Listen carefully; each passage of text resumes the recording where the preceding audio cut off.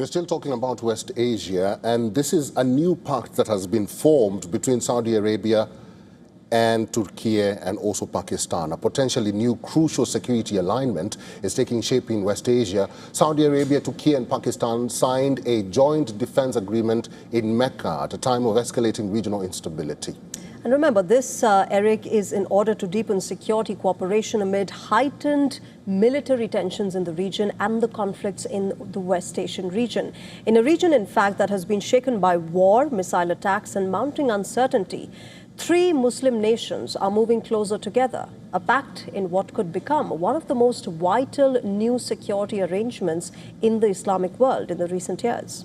Confirming the deal, Pakistan's foreign ministry released a statement saying, and I quote, "Any armed attack against any one of the three states will be regarded as an attack against them all, similar to the core principle of collective defense enshrined in the North Atlantic Treaty."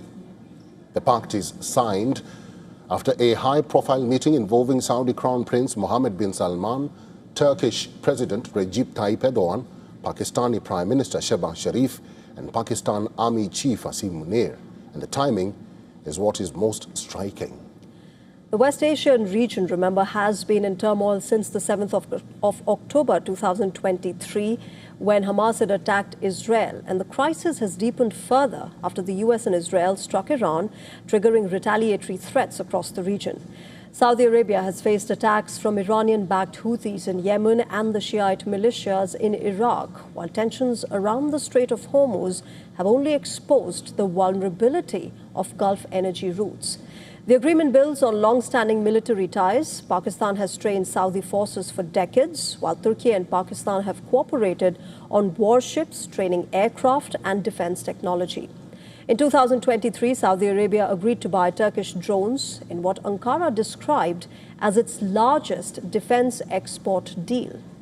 Pakistan has also expanded its Gulf security role, reportedly deploying thousands of troops, fighter jets, drones, and air defense systems to Saudi Arabia earlier this year. After the signing, a Saudi official clearly said that the joint defense pact signed was not linked to any nuclear ambitions and was not a threat to any country in the region. The symbolism, however, is unmistakable. Signing the agreement in Mecca, the Islam's holiest city, gives the pact religious and political weight beyond a routine military arrangement.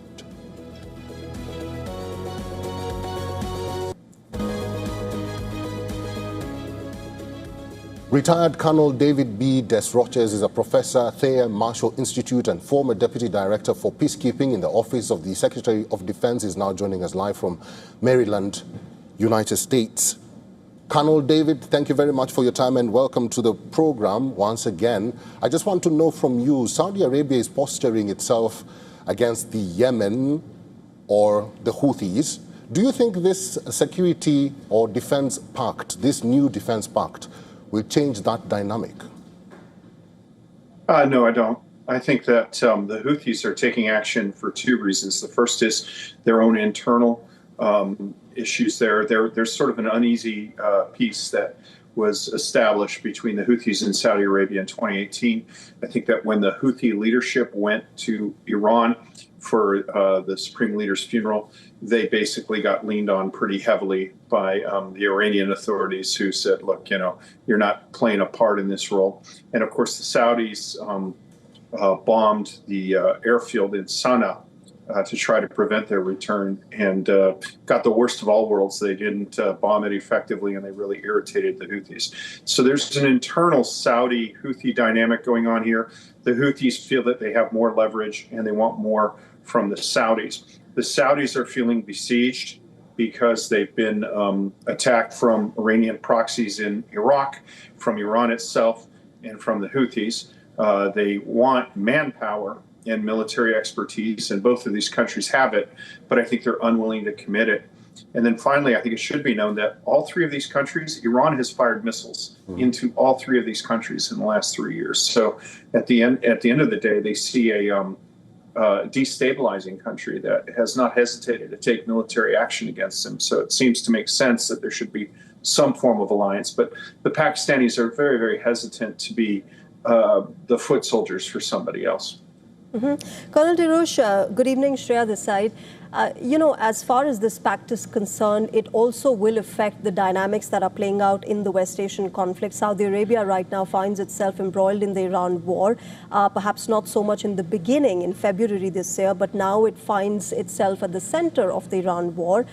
You've got Pakistan, which is a nuclear-armed nation. You've got Turkey, which has the second largest military within NATO.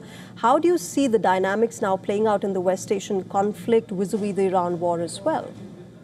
Yeah. Turkey is a nuclear nation as well, but its nuclear warheads are in joint custody of the United States. I think that this is more of signaling and practicality. Again, I don't think that there will be any serious deployment of troops. Possibly some air defense units might deploy. Both Turkey and Pakistan have large defense industries, and one of the big concerns that the Saudis have, and this dates from the war in Yemen, like 2017, is that their traditional sources of weapons might be cut off due to political pressure. So like Germany stopped exporting certain defense articles to Saudi Arabia and the UAE over the war in Yemen. So things that they need a lot of quickly, like 155 millimeter artillery shells, both Turkey and Pakistan produce that and need buyers. There's always a long-standing training relationship with Pakistan, as your article noted, and Turkey has, they have access to the entire NATO infrastructure, and they have a very, very professional military. They have a lot of the intellectual capital that the Saudis are really dying for. And I can tell you, having lectured at the Saudi War College for like 15 years on an interim basis, there's a real hunger there for the sort of professional assets that a NATO-trained army that is willing to engage persistently can deliver. So I think it's more of that sort of institutional base, not foot soldiers going into battle. Colonel David, we are talking about a pact from three countries, Turkey, Pakistan, and Saudi Arabia. How do you think countries like India and Israel will react to this new pact, especially considering Saudi Arabia and Pakistan? Yeah, honestly, if I were the Indian foreign minister, I would reach out to Turkey and say, we want to be a part of this too. I mean, these defensive alliances are defensive at their nature. They don't have to be offensive. And, if you look at, for example, the way that NATO, countries join NATO, and then up until very recently, almost as soon as they joined NATO, they stopped spending so much on defense. Having an alliance can actually be a de-escalatory thing. And both Turkey, Pakistan, along with pre-revolutionary Iraq, pre-revolutionary Iran, were in a military alliance in the 50s all the way up until the 70s. So this is not necessarily entirely new. I think that there is a possibility for engagement that doesn't have to be confrontational. And one of the advantages of a pact like this is that having allies is actually a restraint on action. So the possibility of irrational action or unexpected action is actually mitigated by a pact. That's actually to the benefit of both Israel and India.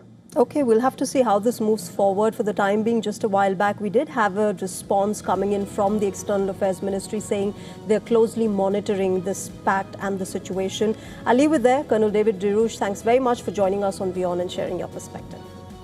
Thank you.